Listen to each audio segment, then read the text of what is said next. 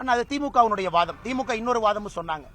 இன்னைக்கு இடி நடவடிக்கை எடுத்திருப்பதெல்லாம் பாத்தீங்கன்னா எங்களுடைய காலத்துல போட்ட எந்த எஃப்ஐஆர் இல்ல.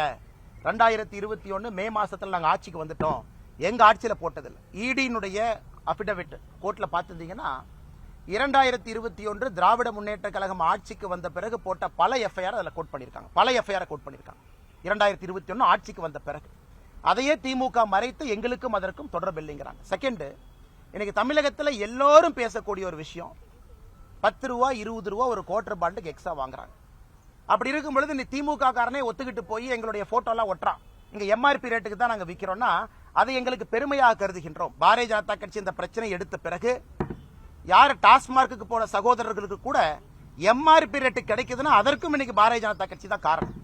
அது மட்டும் இல்ல, தொடர்ந்து பேசக்கூடிய எல்லா விஷயங்களுமே ஜெகத் ரட்சகன் அவங்க 2019 அக்காட் அவங்க வீட்டுல நடந்த ரைடு.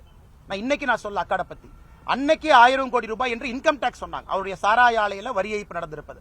அதனால் தொடர்ச்சியா நீங்க பாத்தீங்கன்னா திமுக இன்னைக்கு சொல்லலாம், நாளைக்கு சொல்லலாம். இடியும் இங்க தான் இருக்க போது, திமுகவும் இங்க தான் இருக்க போது, நீங்கள் இங்க இருக்க போறீங்க, நான் இங்க தான் இருக்க போறேன். அதனால் நிச்சயமாக வருகின்ற காலத்துல இந்த ஊழலினுடைய பரிணாமத்தை நீங்களும்